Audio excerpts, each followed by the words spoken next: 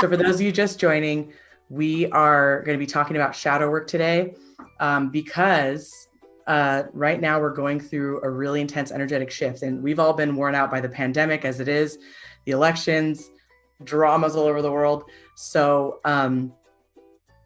we figured with everyone going through so much, we've been seeing it in the lives and comments, like our hearts go out to you all. I personally can understand, I'm going through it myself. And we want to provide resources so that you guys can take care of yourselves during this time and also make it a productive time for healing. So that's why we're doing this full shadow work session. Trang has lined up so many questions about shadow work that we're going to answer today. Ones that we've gotten over time that we're now going to really dive into today. I am actually from California, Pamela Thompson. So is Trang. We're little Cali ladies enjoying our perma summer. Not really. It feels more like fall, but it's actually winter. So is everyone ready to really dive right into shadow work stuff? Pamela, I get that a lot. People tell me I look like someone they know. They say, you look so familiar. Ever since I was like 10, people come up to me and be like, I know you. And I'm like, I'm 10, bro. So like that, people would stop me at like rest stops, like restaurants, and say like, I know you somewhere. And I'm like, and like older people would come up and say this. And I was like, okay. So yeah, I get that a lot. Maybe another lifetime, could be. So guys, should we dive right into shadow work stuff? Maybe we should just let her rip, right, Trang? Do it. Trang is here with me. She's my co-founder at the Happy Healing Shop. So everyone say hi to Trang. Trang, say hi. Hi, she just waved like you guys are going to hear her wave. She said, hi, guys. She's going to be on here in the comments as the Happy Healing Shop. That little purple bubble with our logo in it. All right, Trangy. Yes, let's dive into the deep, tough stuff. So first of all, there's like this weird, I guess there's been talks online about there's energy shift going on, specifically around December 20-ish, 21-ish. Can you tell people what's going on? Is this like bad juju time? And also what could we be doing in the meantime?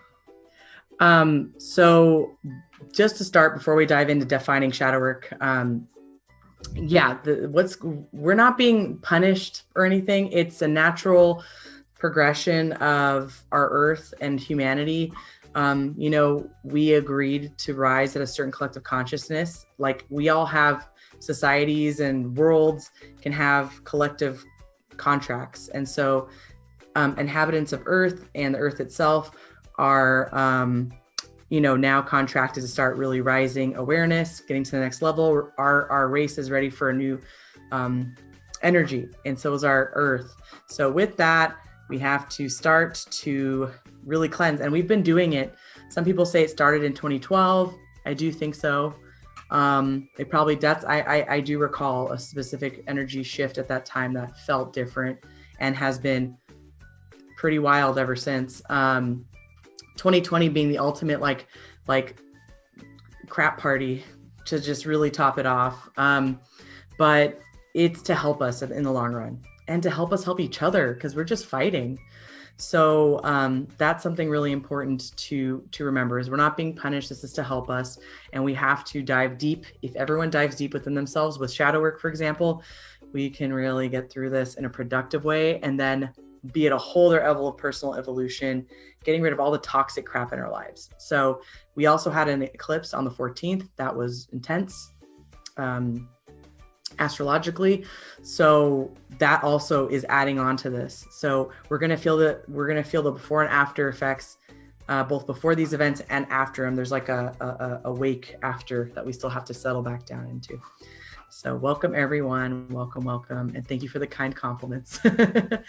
All right, Trang, should we dive into what the next question is? Yes, what is shadow work? Because I guess in your terms, and then I'll explain my Trang simple terms, what I think it was. Cool, okay, I like that. So shadow work is really, I just found out the other day actually from another creator that the concept of shadow work is really actually pretty ancient and belongs to some very ancient indigenous cultures. But in a modern world, it was kind of rediscovered through psychology by Carl Jung, who uses this, who used this to kind of talk about concepts such as the inner child and all this stuff. But really in the spiritual world, we talk about it as facing our shadow, facing the shadow within us, because we all have a light side and a shadow side. We are dual beings. And so when we are doing shadow work, what we're doing is we're addressing like our deepest, darkest wounds, traumas, things that we're doing that are toxic, things that toxic people have put into us, and also the process of re-identifying who we are in all that, what has been put on us, what has been imposed on us, and what is actually us in our truest form. And sometimes we don't know that, and we don't realize that we don't know who we are until maybe halfway through our lives, thus midlife crisis. So shadow work is this deep, deep inner exploration of all the darkest aspects of ourselves, going back to our childhoods, revealing things that traumatized us, working through these different things, and slowly but surely healing through them, finding resolution and lifting them out of our energy into the light so that we can continue to grow and know who we truly are, what we're here to do. That's kind of my little metaphysical explanation. Trang, would you mind breaking it down in maybe more simple terms? Basic terms, it really is, because, before I started on this metaphysical journey with you and I heard shadow work, I was like, I don't get it. I just thought of a shadow and, a little monster. I was like, okay. But really what I learned what it was just dealing with deep rooted issues. Half the time people don't know what they are, because when we've been through trauma or things like that, we've suppressed it for such a long time that usually it might take a professional to help dig that out. And usually it comes with childhood. Most of the time people are like, I don't remember childhood, but usually people tackle into saying like, how did you feel? What did you think about childhood? What are the emotions that come out of it? And a lot of people, unfortunately, we don't say it was all happy, glitzy glamour. Sometimes a child can feel burdened. They can feel scared, things like that. And I saw something on Instagram yesterday that I thought described this really well, where it says, emotional trauma that has not been dealt with will reveal itself in either avoidance of conflict. So there's people that avoiding conflict, people-pleasing behaviors. For everyone that likes to people please or make sure everyone's okay, there is a reason why you keep having a pattern of that, right? Codependency relationships, or even abandonment fears, feeling abandoned. And so you might go into unhealthy relationships. Why does it make you go into unhealthy relationships? Why do you seek external validation from other people? And avoiding your own personal needs, not having boundaries set. There is a reason why you have these patterns. How sometimes people are like, oh, I always end up with an asshole. Okay, the first relationship, yes. But if you've been with 4 assholes in a row, you have to start questioning yourself, why do I have this pattern? Maybe it's you. But at the same time, the shadow work is hard because no one wants to admit that they have this flaw, they have this fault, and it's really painful a lot of times to dig deep into that. And later on, we'll talk about techniques and ways to deal with shadow work. But also, Maria and I are also huge advocates of therapy, because a professional can get a fresh perspective, and they're also trained to do this type of stuff too, and to dig deep. But if you don't address your emotional traumas, you're going to have chaos or abuse in your relationships, whether it's romantic or with friendships or family. So that was really actually not a short explanation, but that was more of hopefully the psychological explanation of it. And I had someone ask, is there a light and shadow part to everything? Ooh. So thank you, Trang. So those of you, I just flipped the camera for you so you saw Trang. Isn't she lovely? So is there a what part? Can you repeat that? Light and shadow part to everything. Yes, there really is. That's part of our human existence, is this extreme duality. It's one of the hardest things about choosing an incarnation as a human on Earth. And there's various timelines. This is a tough one. Because we are meant to explore these shadows. So basically we are here to discover such depths of our being. that's part of why the duality is here and why Earth is designed the way it is and why humanity is designed the way it is so that we can exercise these different aspects of ourselves. And the light and dark contrast really do help to bring things to the surface and teach us. So yeah, we do have these, everyone has a light and shadow side, even the nicest person, you know, it's just part of who we are and is. And, you know, we can't hate ourselves for that. We're just being human. And also, to kind of tie it in, because I've seen you have this, mention this in the lab readings, Maria, ancestral trauma. Can you describe or explain what that is and why a lot of people seem to, I guess it's hard to break negative family cycles? That's a great question, Trang. So ancestral trauma and generational trauma is another way to put it, is truly one of the biggest things that holds people back from progressing in this life, because they have taken on the burden of like an entire family. And how that happens is it starts with an ancestor that introduces a certain pattern into a family, a line. So for example, great grandpa, we could see this in, for example, our president, right? His grandfather, I believe, was it grandfather or great grandfather, was not necessarily a good person. Then had his son, you know, was not a great person, and it went on. And now you see how the generations, they just keep, that is part of their generational karma, generational trauma. And believe it or not, yes, even someone like Trump was traumatized by this. And people just, you know, it shapes people. If that's what's modeled to you, or if you're deprived of certain things, you can end up like that. So that's an example of one. And a lot of people have this. So for example, I keep seeing patterns of like, there's like several like people who are sexually assaulting their own family members in the same family. And it goes back to like great grandpa and then grandpa and then Uncle Bob. And I'm like, what? And that is, again, it's carrying down this trauma. So like like every generation has that trauma in it somehow or some way, even if the person even if not everyone was affected by it, like not everyone was a victim of it, it still affects the whole family, becomes part of that karma, becomes part of that processing. So especially in this energy, it's time to release that. You do not have to sit here and suffer for your family's indiscretions or negativity anymore. You can release that. It's hard, it's a journey, but it is beautiful and it is possible to heal from it. So you can begin to break the cycle with tools like shadow work, inner child work, tapping, etc. And we'll go into some of this stuff later, but that's a little bit about ancestral trauma. And some people will call it a family curse. It's really ancestral trauma. Yeah, I think a lot of times when people use the word curse, it feels so disempowering just because people think, you know, the curse kind of gives that connotation of like, you can't ever get rid of it. But a lot of times it's response to trauma growing up. And, you know, with help and methods and techniques, you can, like Maria said, can break through trauma and heal from it. Actually just realizing that there is trauma or that's ongoing in your family in the first place is a huge first step to take. You know, a lot of people don't see it at all. And some people are even meant to come into this life to break the ancestral trauma, generational trauma that's been ongoing. And it doesn't have to be something huge as even being, you know, assaulted and, you know, assaulting each generation. It could be even things like neglect. You know, I think I was reading the kind of like, you know, the back of a book cover, you know, the summary to be like, I don't really want to buy this book, but I just want to see what it talks about.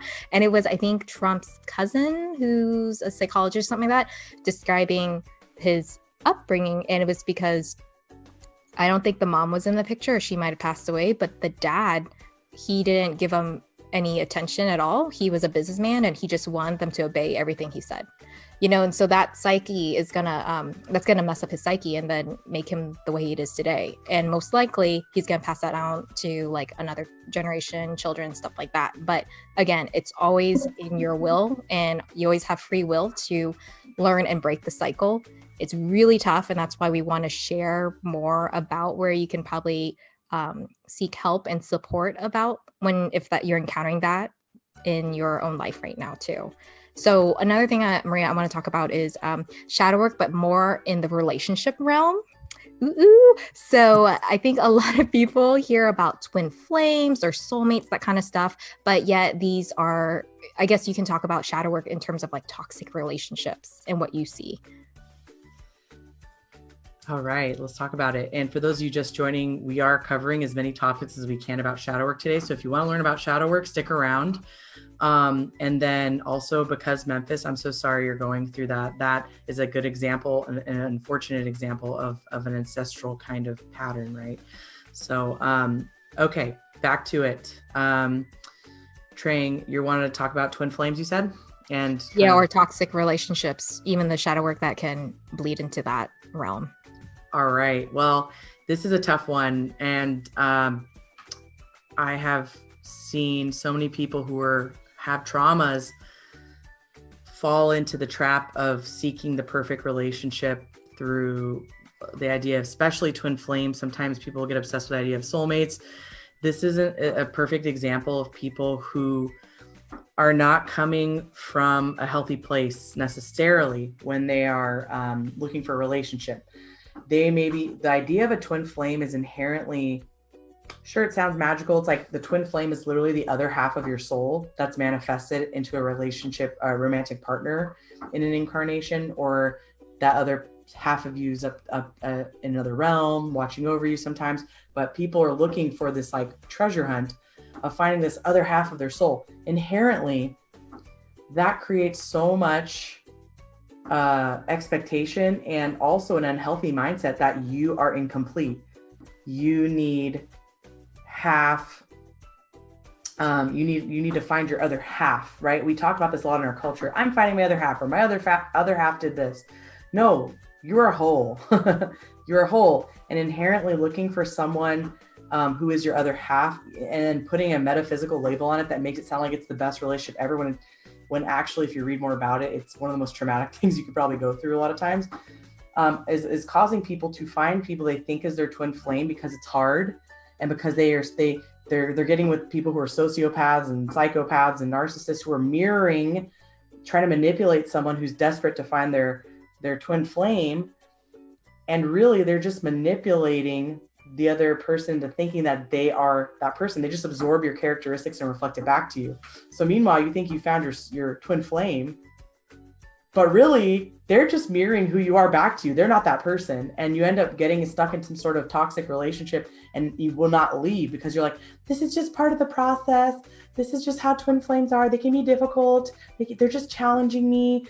No, do not try to find your twin flame. Just try to find a healthy relationship and know that you're whole and you don't need someone to complete you. So come from that place and find another person who knows that they're whole and doesn't need someone to complete them. People can also do this with soulmates too. They're like, oh my God, I got to find my soulmate. And they get fixated on this one soulmate. Sometimes we have several people we're supposed to be with in life. Humans are honestly more naturally polyamorous than monogamous. So we've just manufactured a lot of this stuff. So it's called twin flame because it's like literally the idea of like a flame, like finding your romantic flame. And it's like a twin. So it's like someone who's literally like your identical twin, but they manifest your soul twin and they come in a lifetime and stuff like that. So please do not fall into that trap. That's what I would say. Just focus on a healthy relationship. Do not put labels on it. And if you see someone that's like too much like you, that seems like they're almost identical to you, that's probably not realistic. So just be very, very discerning and make sure that you're not letting your own trauma affect the way you're viewing the relationship, so that you're not seeing past the manipulations. Like you let yourself use your gut instinct to process this stuff. You don't fall into the trap of, oh, they're just having a bad day. Oh, they really do love me. I know they do, but they've locked me in my room for 3 days. Like, do not question your gut instinct. So that's my rant about twin flames. Sorry, Trang. I just no, it's okay. I'm gonna give my cake example. So, imagine you're a piece of cake. If you are really wholesome and have worked a lot on yourself, and you're like an amazing piece of cake that's like the best recipe ever, right? And the best cakes out there don't really need frosting because they're just so yummy by itself. But a relationship, a nice healthy relationship with someone else, your partner, that's just icing on the cake, right? But you don't need the icing in order to survive, to feel whole, to feel fulfilled. But again, going back to that shadow work and working yourself, like, why do I feel like I need a person to complete me? And digging into that and being able, you're going to discover a lot about yourself and why you've been in these negative behaviors or why it possibly have stemmed from childhood. It's Tina, gonna rewind a little bit with family. It's Tina 785 asks, so would breaking a family cycle be our purpose in the family? Yes, it can be. So many times the people who come in that are like the black sheep that are challenging what has been put before generation after generation. Let me know if anyone in here is the black sheep of their family because they're different and they're like, where did you come from? You're not like us. And you're constantly at odds because you want to be free and live life the way you want to live it. You don't want their religion. You don't want their culture necessarily. You don't want to continue the same patterns. You vote differently than they do. You're literally coming in there. You're shaking stuff up. You're the rebel and you make everyone nuts because you will refuse to conform. You guys are likely here to break the generational cycles, they break the ancestral chains and move the family new direction. And they're going to get so annoyed at you and so frustrated. You may even have to eventually distance yourself from them. Look at all these black sheep we have in there. It's amazing. I know we're both black sheep, so I'm not surprised either. Yeah, same. Yeah. So you are here to bring in a different energy. And sometimes it's very traumatic to be in this role because you spend your whole life feeling like you don't belong in your own family. You a lot of times have to find a friend group that you build that is your new family because they get you. You're kind of custom building your own family. So that is a common pattern, but know that you were brought in differently because you were meant to be different. So embrace it. Do not let them beat you down. You're here to be different. You're here to be you. So yeah, it is exhausting, right? And they will, sometimes they never stop trying to convert you. They never stop trying to brainwash you and bring you back into the fold, but you are meant to raise the vibration and break the cycle. So keep doing it. That's awesome. Perfectly said, actually. I think a lot of people on here in our community are empaths. And so could you, for those that don't know, Maria, could you explain what an empath is? Yeah. So empaths, people who are literally psychic sponges to other people's feelings, emotions, potentially diseases, pretty much anything that is in people's energy fields, including things like thoughts, psychic insights that can be felt. That's empathy. And many times empaths may feel drained all the time when they're around people. You might tend to be more introverted. Not like you don't have to be a severe introvert, but maybe tend to be more introverted where you don't feel so good to be in big crowds. You get overwhelmed maybe even at the grocery store. You feel things that no one else is picking up on. You're like, am I crazy? Because I'm literally sensing this. And then everyone's like, what are you talking about? You're just being judgmental. And you're like, I'm serious. There's something about that person. And you might get gaslighted by your own friends all the time because they just don't understand what you're picking up on. And then it might take months, weeks, years for them to finally see what you've been sensing. So it can be frustrating. Also, you might tend to attract people like energy vampires. Yep. who are like, ooh, look at this person who just really gives me so much emotional support and is always there for me and never backs down even when I'm acting, really out there. They might latch onto you and just suck you dry. And it might be hard to get rid of them because then they might gaslight you and tell you that you're the crazy one, you're the not good friend, blah, blah, blah. And then you might question your whole self. So, that can happen a lot. You might attract narcissists easily, or people on the narcissistic spectrum. So sociopaths, psychopaths, you can be more likely to attract them because they see your light and your energy. Also, you may also have clairsentience. So you can pair with empathy, also feeling things in your physical body, like, oh, why does my heart hurt? And then you're standing next to someone you didn't know had a heart condition, or had some knee injury or whatever. You might pick it up in your own body. You can gaslight yourself because Memphis, we start to do this to ourselves because we've been told so many times that people don't understand what we're talking about. So then we start doing it to ourselves as a protection mechanism. So if you know people that are sucking you dry because you're kind and you're there and you feel what they're feeling, you feel their pain, do not let them guilt you into a toxic relationship. Now's a great time to cut that crap out because the energy is shifting and things are being revealed. So, and also psychic protection is so important, or you can call it boundary setting. Some people don't like the word protection. Psychic boundary setting is so important, where you say, other people's energies do not come into my energy field. They are not permitted to come into my energy. And that's just a simple thing you could say every day to yourself to create clear boundaries. Maria, could you fix your camera? You're frozen. Again, wow, look at that weird face I'm making. You guys have to see That's all right. That's what it's frozen on. Okay. That's okay. Also, someone has asked before why, and you kind of touched on it, but why is it that strange, weird people, or again, those draining coworkers, I guess you can call them Karens, I don't know, they just go for me? Like, why are they drawn to me, but not, Joe Schmo over there? Oh my goodness. We had a perfect example of this in a client we had the other day who is a lovely, lovely person who was such a bright, shining, empathetic light, talented, smart, and also just very lovely, very kind, very empathetic. And they just were getting attacked and drained by their people at work. And I told her this because I've literally been there myself, and I see this pattern happening over and over, especially the empathic types.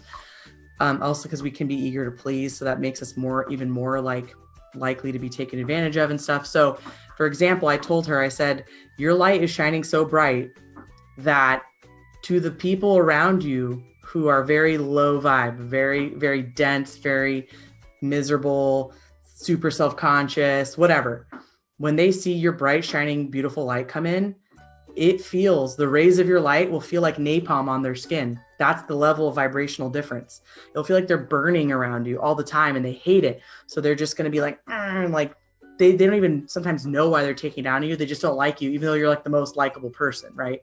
So when you are a kind person and you come in with a genuine heart and you have a beautiful energy and you are an empathetic person, people may want to try and dull your light. So it's really important, especially to do shadow work when you're like this, because you can even be a little bit gullible, not gullible as in like you fall for everything easily, but you truly maybe want to help people. You might believe people when they tell you things because you genuinely, even if your gut's telling you something different, you may genuinely want to believe them. And that can get you in trouble sometimes. So you're not a vulnerable person, but people can latch on to you more easily. So just set boundaries.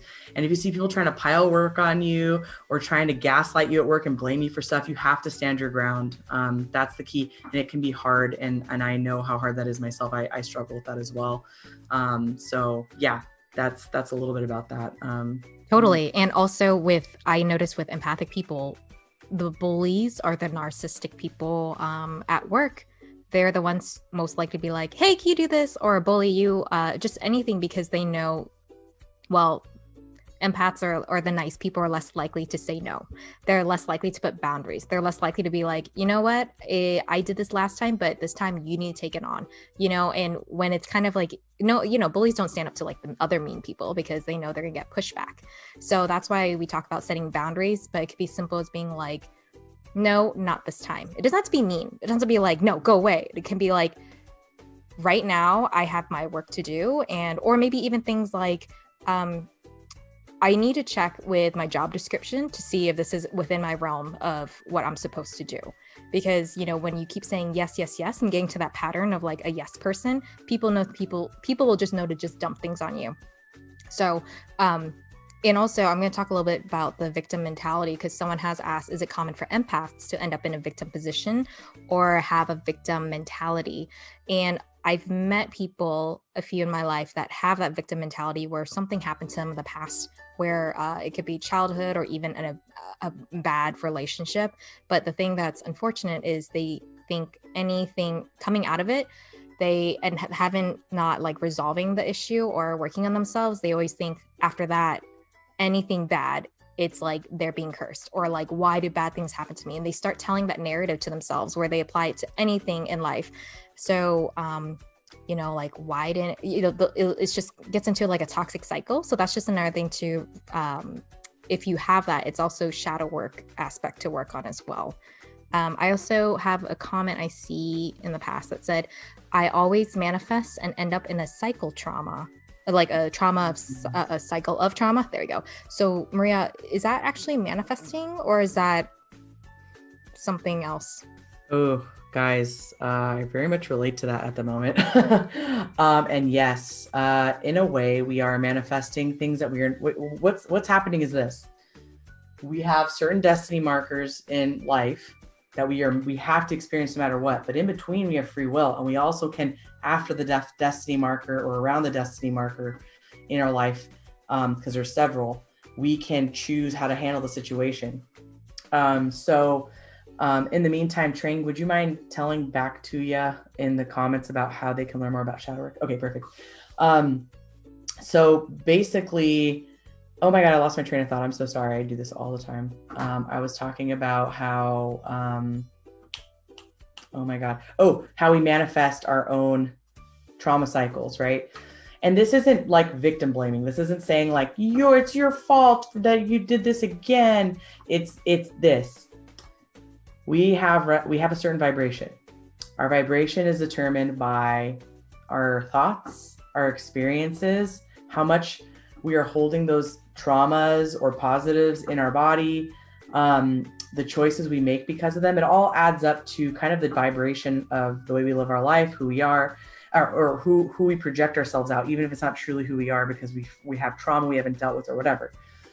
So what happens is if you have all these, you've just pushed stuff down and you've worked on it a little bit, but haven't quite gotten over the hump yet. And you may keep experiencing this stuff over and over and over until you finally stand firm. I have personally experienced this so many times I can't even count. I'm experiencing it right now. It's one of the hardest things I've been through. And I'm telling you, I know exactly why it's here. And I'm like, God dang it. I thought I got through this, but I did not. And I see exactly where I did not stand my ground. And now it's happening again. And just notice the pattern. But just know, it's not because you did anything to deserve it. Please don't think that. It's simply because you are meant to learn a certain lesson. So the universe is like, how about this little one? Oh, you ignored that. How about this little one? Oh, let's make it a little bigger. How about this? And then it gets bigger. And before you know it, it's like an unbearable scenario. And then you have to act. At that point, sometimes it's even almost life or death at a certain point. So, and then be patient with yourself. That's the other thing I would add, because it can take several rounds of this. Guys, it can take several lifetimes to finally defeat the cycle. So please be easy on yourself. Know that it's one of the hardest things to break a trauma cycle, but you can absolutely do it. And I'm so sorry to any of you who have dealt with this or dealing with it right now. People who are feeling trapped in a certain cycle, you can get out of it. Standing up for yourself might be one of the most, it might make you want to vomit because it's such a difficult feeling. But with time, the more you break down these traumas, the easier it is for you to see your actual strength that's truly within you. So love yourself, guys. I know it's hard, but take time to learn to love yourself. Shadow work is one of the ways you can do that. Hope I didn't get off too rambly there. No, perfect. Let's see here. Going through a lot of things. Also, another thing I want to make note of, because Maria and I have, we kind of discussed this recently because it kind of came up. But when it comes to relationships, just want to send you a gentle reminder that abuse and control is not love. So just want to remind you guys that, because sometimes when you are in toxic relationships or work relationships, we kind of start to lose voice. And we, that's one thing people don't realize over time until they, in hindsight, because Maria and I have both been bullied at work before. And I used to be a person that would just speak out, no problem. But over time, sometimes you lose voice. So again, yes, be easy on yourself. It is very uncomfortable. And with the healing process, it's okay. It's not going to be linear. Like like, I'm getting better every day. It's going to be like a little better every day. You might crash one day and think like, why am I crying and sobbing and I feel like a failure? And then it gets better and better and better. And then you might have like just another crash again. So just know that the healing process is messy and that's okay. So now let's see, I'm just scrolling through some other questions here. Okay. Where do I start with my inner child work? Well, the first thing I want to say is on Instagram, there is a psychologist, her name is The Holistic Psychologist, and she has amazing content talking about inner child work and just like shadow work, and integrates everything together. And that's a really great place to start. I think she also has a program too, where you in a group called Self Healers. So, because she believes that you can also work on healing yourself through a lot of journaling, a lot of meditations that she offers and things like that. And I don't know, Maria, if you have any other suggestions or resources. As far as, sorry, let me flip this back. Some of the ways that you can support yourself through this journey of shadow work, for example, is if you do things like I just saw someone mention in the comments, EFT. My gosh, that is one of the most beautiful companions to shadow work that ever could be. It's also called tapping. That's another name for it. Oh, really? I don't, just to interject really quick, on our blog at thehappyhealingshop.com, we do have a blog post about EFT tapping, and it's great. And then we also have a link in there to show you, it's a YouTube channel where they have like quick, and it's not long, it's like 10 minutes of tapping exercises. It's for wealth, it's for like abundance, it could be for like heartbreak. There's so many different types, but so just make sure you check it out. So go ahead. Sorry. Yes, please do, guys. And we have tons of resources on our blog about all kinds of topics, and we're adding more all the time. And we also have a YouTube channel, like you said. So this has been happening to me a lot, guys. My brain is fried from what I've been going through. So apologies for the pauses and the weird like lapses in memory. So where was I, Tring? Oh, resources in EFT. Resources. So EFT is a good one. Tapping, go on YouTube. There are so many free videos that you can go along with it's so kind of these EFT and tapping practitioners to put free videos on that are like guided tapping exercises that you can do.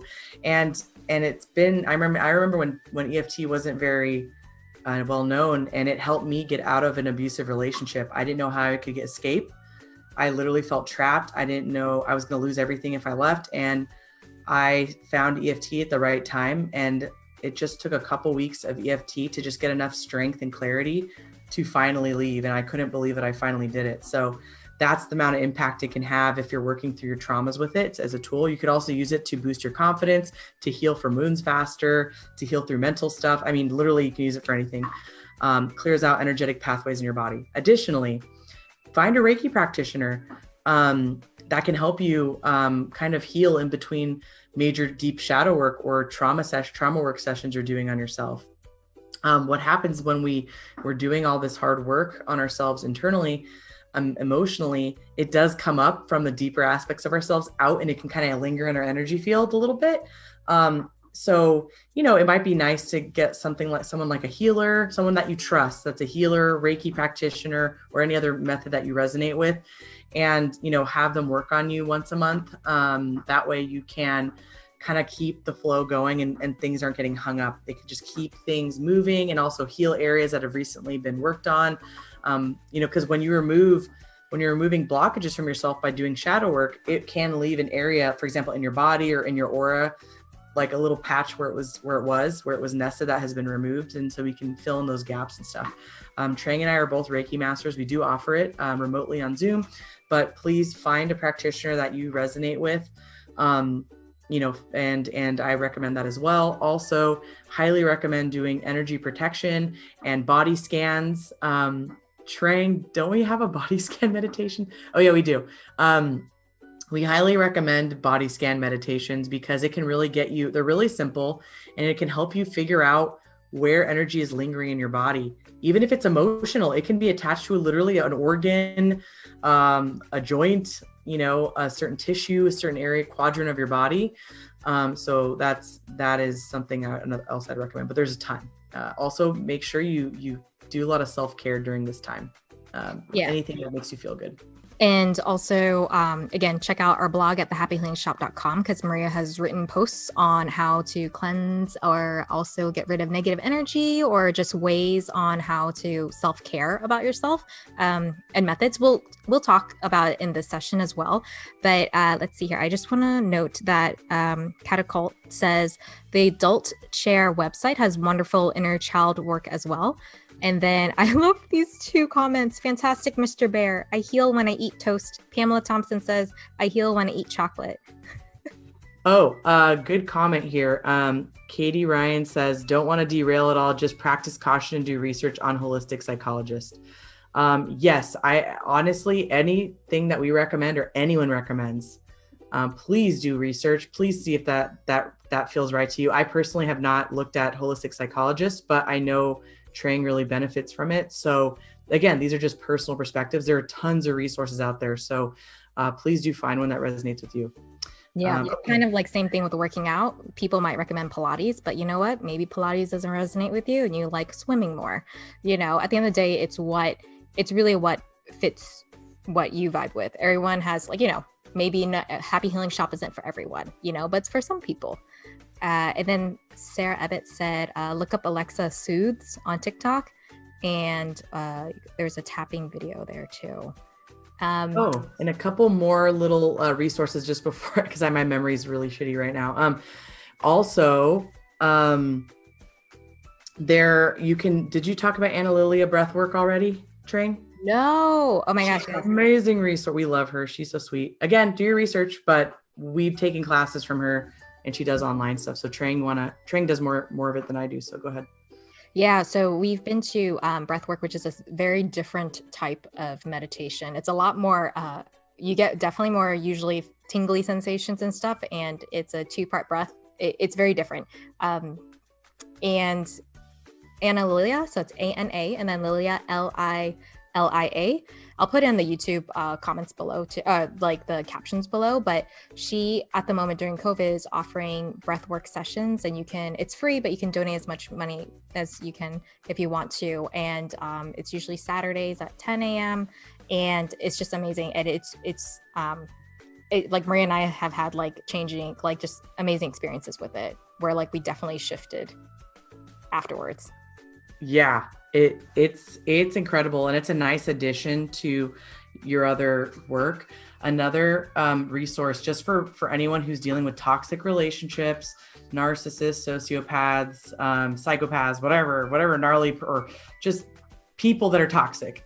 Over the years, I've found Dr. Ramani on YouTube. She's got her flaws too. We all do, but she is an expert on these types of people, and she basically dedicates her whole life and practice to how to deal with narcissists, empaths, techniques, things to look out for. That's another one. So I could tell she's been through some stuff too. Sometimes I see her and I'm like, dude, are you doing okay, Dr. Romney? But we do our best as healers and we do our best as teachers, and we're not perfect, but she's really cool. There's a couple others too that I can't remember, but she's the main one I've been watching over the years, and she's helped me evolve a lot in how to handle these things. So I recommend her if you like. Google her, see if you like her. As far as Anna Lilia, Trang, beautifully broken 113 asks, what platform is Anna Lilia on? She is on Instagram, and also I think if you Google Anna Lilia breathwork on Google, she's probably one of the top one site that will appear up on Google. She's such a sweet person, by the way. Anna Lilia is like a little drop of honey. I swear, she's got the sweetest energy, and she's also a Reiki master. I know we're selling her. We have no affiliation with her whatsoever. We just love going to her classes, and she does everything online nowadays. We used to go to her classes before COVID in person. Yeah, and also another thing to talk about when you were talking about that other resource, Maria, I think it's kind of beautiful in a way when people show their vulnerable sides in terms of they're going through things. Like Maria and I you see us on Zoom or TikTok and that kind of stuff, but we also have our up and downs too. And so, we don't want to give you this illusion that everyday life is going to be perfect, because it's not. Life can be messy at times, and we are humans just like you guys. Yeah, we do our best, everyone. We all do our best. And one of the things that we do that can really halt our progress is when we are so hard on ourselves for every little thing that we perceive we're doing wrong. We are here to be imperfect humans, whatever that means for each individual soul path. As inconvenient as that sounds, that's what we're here to do.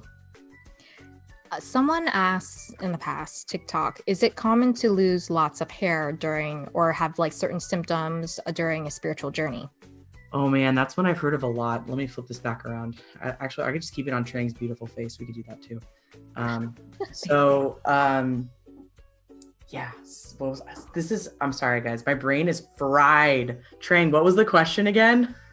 Oh, let me scroll up even. I forgot it, my bad. Is it common to lose hair or get like symptoms during a spiritual journey? Okay, yes. Yeah. Oh man. When I started my spiritual awakening, my hair, bye. Of course, I think there's probably something hormonal going on too, but it happened to happen around the time of my spiritual awakening. Make sure you're getting your hormones checked. Make sure you're getting your D3 levels checked, your B12s, all your vitamins. Make sure you're not anemic. Have your normal routine blood tests, done. And if you think something sudden's happened that's out of normal, please do get it checked out first. But also, in addition to that, yes, like superficial things like skin changes or hair loss can happen with spiritual awakenings, shadow work, deep, upheaval of some sort. But also,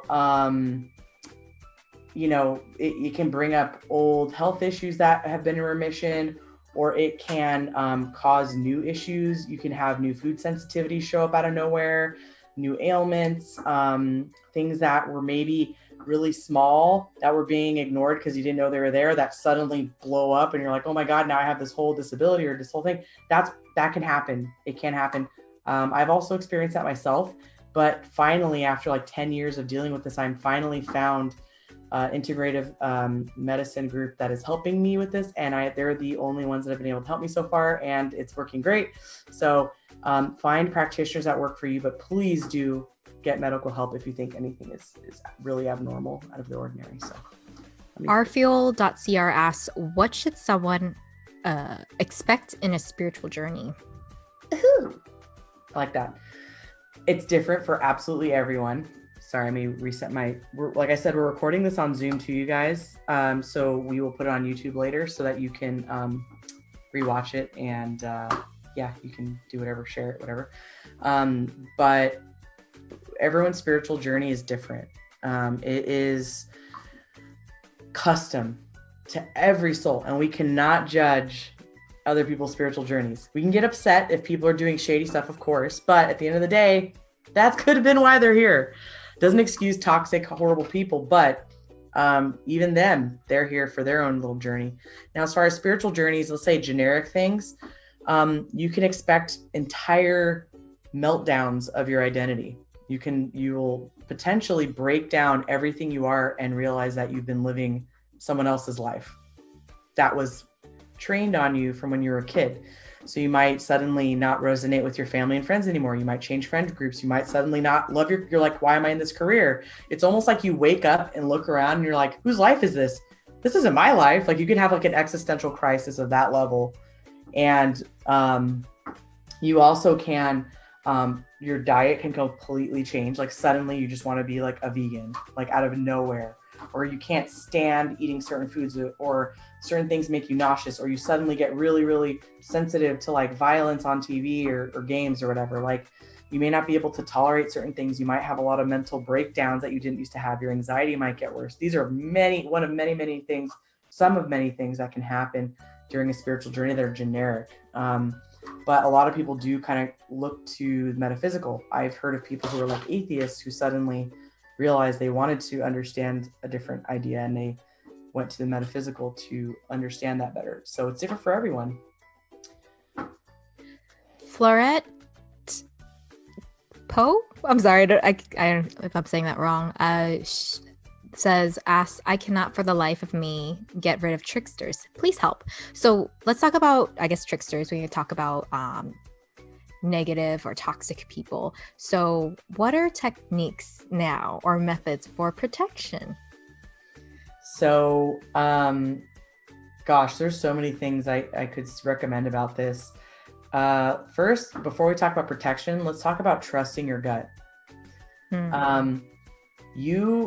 I know most of you on here are sensitive in some way. You probably have some level of extra sensitivity, whether it's a specific psychic ability or just several, or maybe you're empaths.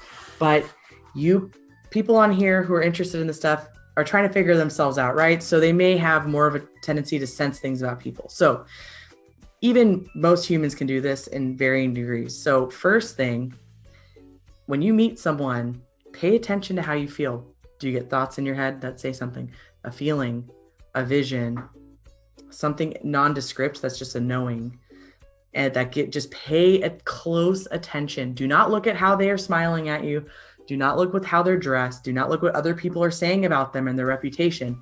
How do you feel about that person specifically? And you don't have to tell anybody else about it. You can keep it to yourself, because sometimes one of the other downfalls is starting to tell other people about it, and they make you doubt yourself, and then you throw it out, and then you end up wondering how you got there. So that's one.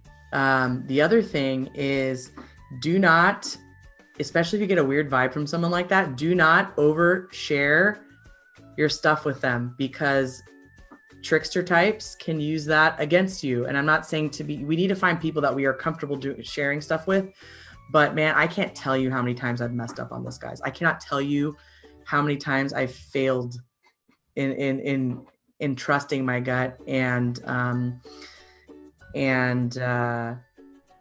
not listening to my inner instincts, letting other people talk me out of the way I felt, and then letting my guard down completely because other people were, and then I got it used against me. So that's something. So be careful. You don't have to tell people everything about you. Just bare minimum. If you don't trust them, follow that instinct. Also, yes, when you're working in a place, when you're working with other human beings, whether it's even just like being around family or being around people at work, put up a little basic boundary protection, little boundary, energetic bubble around you. Beautifully broken. We're talking about like trickster people, like basically manipulators, people who aren't who they say they are, people who are narcissists, sociopaths, just general a-holes that make your life miserable, but they may seem like they're nice people, and they might slowly wear you down in ways that you didn't even realize that were happening.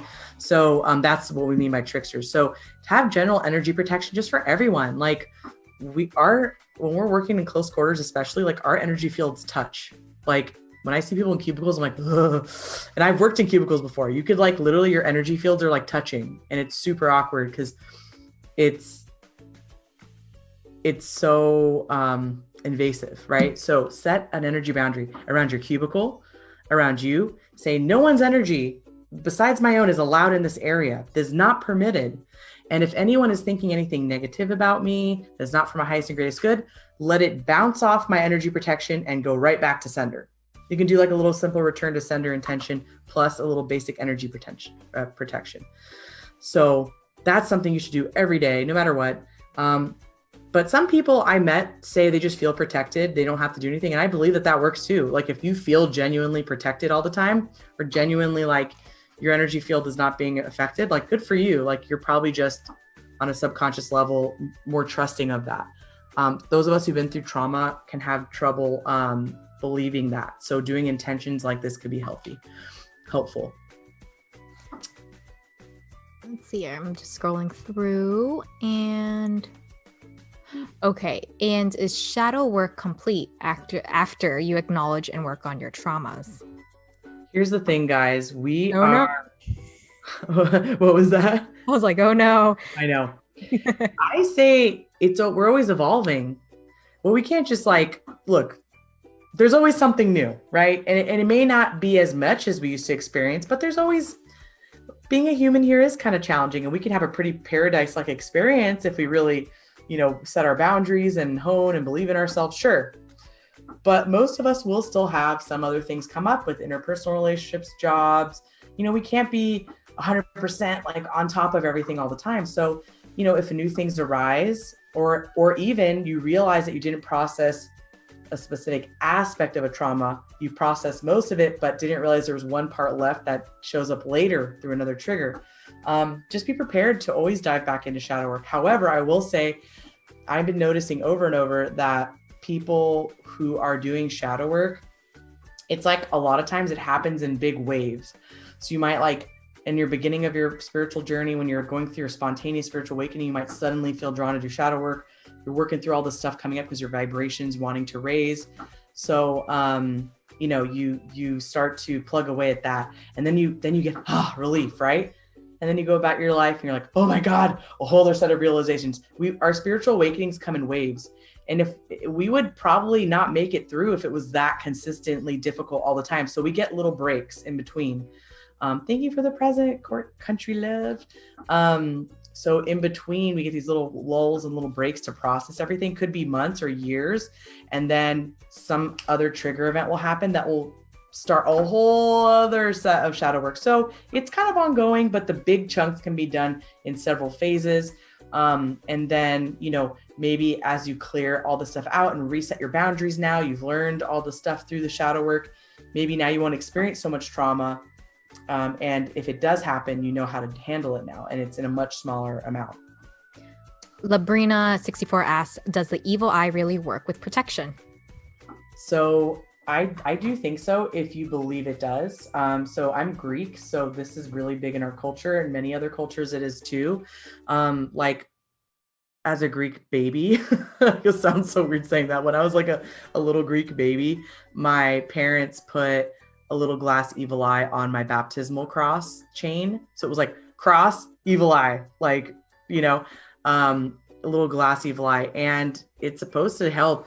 Now, I think it's all about intention. Some people buy these evil eye charms, and I'm like, do you even know what that does? Like, you gotta really believe it. You gotta say, this charm, this evil eye charm or amulet protects me from negative energy. So basically, you can put it over your door. I've seen a lot of ethnic households who have this in their culture will put it over their door. So when people are entering their home, the evil eye is protecting from any jealousy, negativity, things like that. Personally, I was told a story when I was a baby. I was told a story when I was a baby that I got really sick after my parents had a bunch of people over. Like I was fine, and I was like very, very like suddenly like suffering. And my great aunt happened to be there, and she's a healer. And she was like, I think one of the only members of my family that had the evil eye removal procedure passed down to her. It has to be passed down by like oral tradition. At least that's how it used to be traditionally.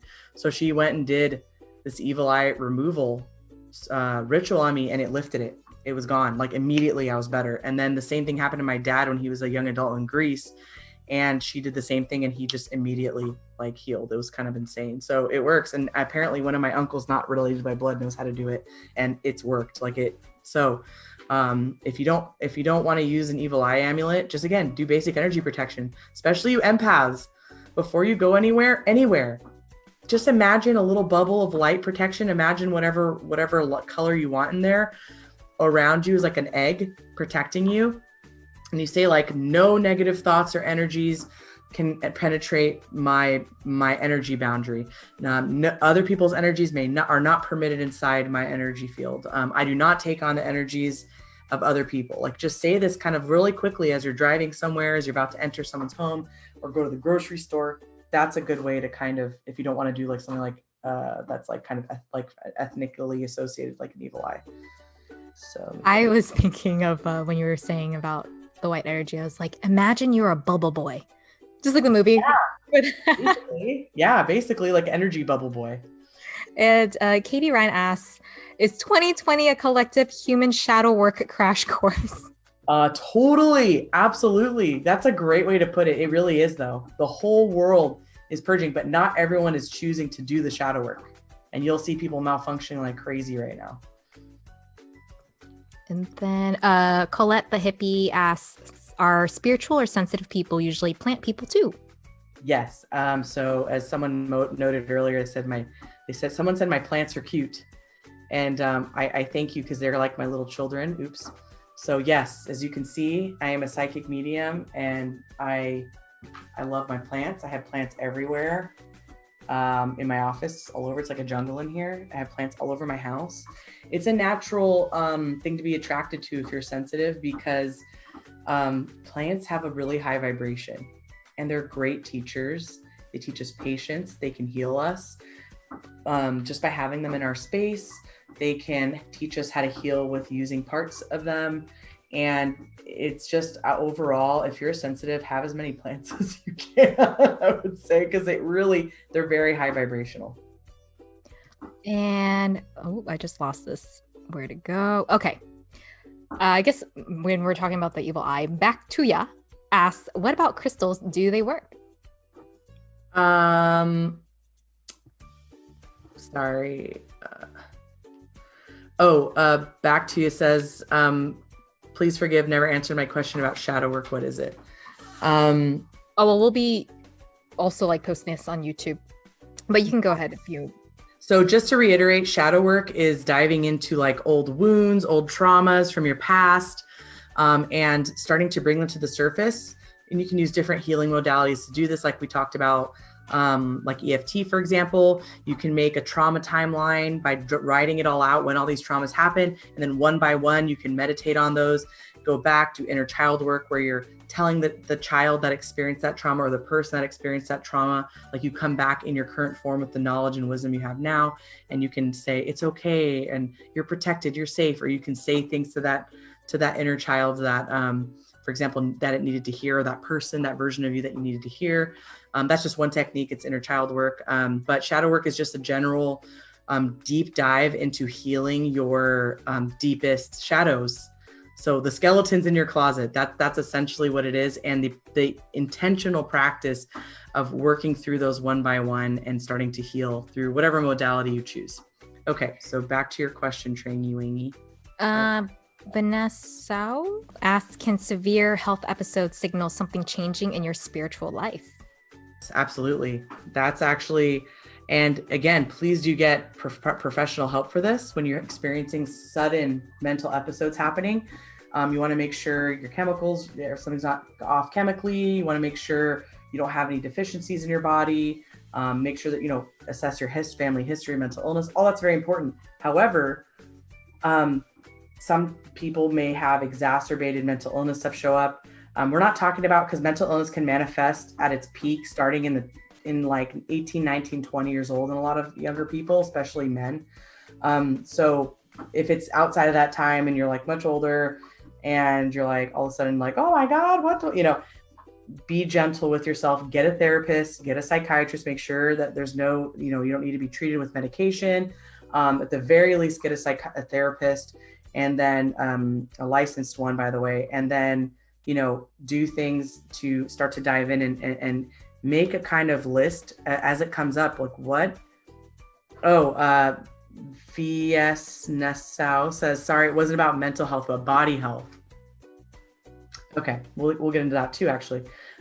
So yeah, mental health issues can flare up really bad, or just start at any age, really, when you're having like a spiritual awakening. So try to keep track of what is triggering those things. If there are triggers, do, again, energy boundary setting, because you might be absorbing other energies around you. Try to minimize, try to take care of those basic things so that you can have more focus on what's going on. As far as bodily stuff, yes, your body can have all kinds of issues flare up. Like we talked about earlier, you can have all kinds of conditions that were lurking in there that you didn't know you had just suddenly blow up. Or all kinds of stuff like that. Pain can start, chronic pain, headaches, migraines, cluster headaches, skin rashes can just start up, and you're like, what the hell? Food sensitivities, all kinds of stuff can happen. So be aware of that and get the help you need, but also spiritually take care of yourself by doing self-care. Yes. Okay. Take care of yourself. Really, really important, especially during this time as we wrap up 2020, which has been quite an interesting year. And I think that's all for now. So with all the You asked questions. about crystals, Trang, though, earlier. That's right. I was Oh my like, gosh, yeah, we jumped around so much. Yes, Okay. yes, yes. One more question we're going to answer for you guys is crystals. What crystals can help I guess during? we can just say, well, it said the question was, do crystals work? So maybe we can loop this together with crystals or amulets or anything that you've heard, like who knows, even a oak tree stick, that people say, oh, this works, or even, sprays and things like that. Yeah, they do work if you believe they're going to work. Some people, I always tell skeptics this about crystals, for example. I'm like, at the very least, very least, let's talk about no metaphysical stuff. Come on, isn't that beautiful? Doesn't that just make you happy a little bit looking at it? Look at that beautiful color. At the very least, it is color therapy. At the very least, it takes your mind off something because it's so beautiful, and you can get lost staring at the facets, right? So at the very least, it's color therapy, it's aesthetic therapy, if you don't believe it has metaphysical properties. At the most, yes, with intention and accepting that the crystal can help you in specific ways and asking it to work with you. Yes, crystals are a great tool to have, but not necessary. But they are great tools. So if that's something you're being drawn to, do start to look into that, as well as any other type of metaphysical item. It's what you make. Exactly. I always try to remind people that at the end of the day, you always have the power. These tools can help, but don't feel like a crutch without them. Right. So, yes. So I hope you guys enjoyed this back and forth on TikTok Live, and let us know and visit our website, happyhealingshop.com, or even our Facebook group. All the links are in Maria's link in bio. And just if you want to see us do this again, just talk or type out like what topics you'd like for us to discuss, and then we can do this another time.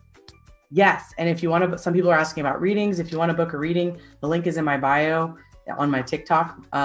And if you click on book a reading, it'll take you to our services page, and then you can, pick whichever one works for you. It'll show you our availability. And so thanks so much, everybody, for your help. Your participation today. I always love seeing you guys. Yes, Katrina, I am a professional psychic medium. And I hope you all have a beautiful, lovely, amazing day. Please take care of yourselves. Be kind to yourselves. It's a tough time. And we hope to be back soon. So take care. And thank you so much to Trang for being here today as well. I loved having her with us. So all you take care. We'll see you soon. Bye. Bye, guys.